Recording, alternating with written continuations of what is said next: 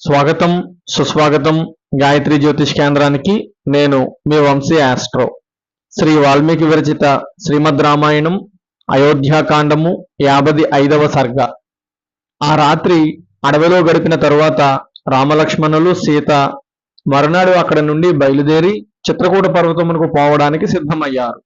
భరద్వాజుని వద్దకు పోయి ఆయనకు నమస్కారం చేశారు. భరద్వాజుడు సీతారామ లక్ష్మణులకు మంగళాచరణము చేసి వీడ్కోలు పలికాడు. వారితో పాటు కొంత దూరం వెళ్ళాడు. అక్కడ నిలబడి రామునితో భరద్వాజుడు ఇలా అన్నాడు: ఓ రామా, మీరు గంగా యమునా సంగమ స్థానము చేరిన తరువాత యమునా నది ఒడ్డునే పడమటి వైపుగా వెళ్ళండి. అక్కడ మీరు ఒక తెప్పను కట్టుకొని యమునను దాటండి.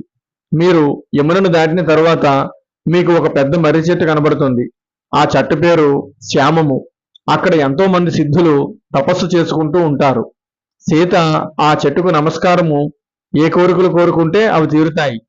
మీరు ఆ చెట్టు కింద ఆగి కొంచెం సేపు విశ్రాంతి తీసుకొనవచ్చును.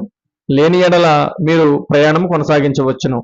అలా ఒక క్రోచెడు దూరం వెళ్ళగానే మోదుగు చెట్లతోనూ రేగు చెట్లతోనూ వెదురు పొదలతోనూ నిండి ఉన్న ఒక అరణ్యము కనిపిస్తుంది. అది యమునా నది ఒడ్డున ఉంటుంది. అదే చిత్రకూటమునకు పోవు దారి. నేను ఆ మార్గంలో ఎన్నోసార్లు ప్రయాణం చేశాను.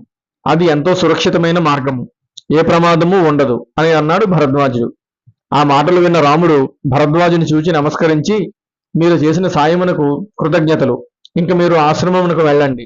మాకు ముందుకు వెళ్ళడానికి అనుజ్ఞ ఇవ్వండి అని ప్రార్థించాడు. ఆ మాటలు విన్న భరద్వాజుడు వారిని ఆశీర్వదించి వెనకకు వెళ్ళిపోయాడు. రామలక్ష్మణులు సీత ముందుకు సాగారు. వారు యమునా నదిని సమీపించారు. రాముడు లక్ష్మణుడు అక్కడక్కడా వెతికి కొన్ని కర్రలను తీసుకొని వచ్చారు. వాటిని తీగలతో కట్టి ఒక తెప్పను తయారు చేశారు. దాని మీద ఆకులతో మెత్తగా ఆసనములు ఏర్పాటు చేశారు. ముందు సీతను తెప్పలోకి ఎక్కించారు. తరువాత సీత వెంట దశరథుడు పంపిన వస్త్రములను ఆభరణములను రామలక్ష్మణులు తమ వెంట తెచ్చుకున్న ఆయుధములను తెప్పలో పెట్టారు. తరువాత రామలక్ష్మణులు ఎక్కారు. అందరూ ఆ తెప్పలో యమునను దాటుతున్నారు. తెప్ప యమునా నది మధ్యకు రాగానే సీత యమునకు నమస్కరించింది. అమ్మా యమునా నదీ మా తల్లి, మమ్మలను చల్లగా కాపాడు. మా అరణ్యవాసము నిర్విఘ్నంగా జరిగేటట్టు చూడు. మేము సురక్షితముగా అయోధ్యకు తిరిగి వస్తే నీకు 1000 గోవులను 100 ఘటములను మద్యమును సమర్పించుకుంటాను అని మొక్కుకుంది. తరువాత అందరూ యమునా నది దక్షిణ తీరము చేరుకున్నారు. అందరూ తెప్పను దిగారు. భరద్వాజుడు చెప్పిన శ్యామ అనే వటవృక్షమును సమీపించారు. సీత ఆ వటవృక్షములకు నమస్కరించింది. తమను చల్లగా చూడమని ప్రార్థించింది. తరువాత వారు ముందుకు సాగారు. ముందు లక్ష్మణుడు నడుస్తున్నాడు. మధ్యలో సీత వెనుక రాముడు నడుస్తున్నాడు. ఆ వనములోని అందాలు చూస్తూ నడుస్తున్నారు. సీత తాను అంతకు ముందు చూడని వృక్షములను గూర్చి మొక్కలు లతల గూర్చి రాముణ్ణి అడిగి తెలుసుకుంటూ ఉంది. లక్ష్మణుడు వెళ్లి ఆయా చెట్ల యొక్క ఆకులను పూలను తీసుకువచ్చి సీతకు ఇచ్చాడు. ఆ ప్రకారంగా వారు ఒక క్రోచెడు దూరము నడిచారు.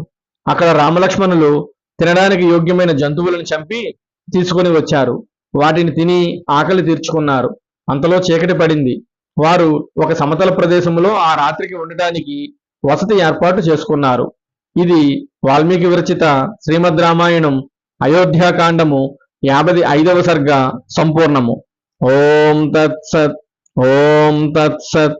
ఓం తత్సత్.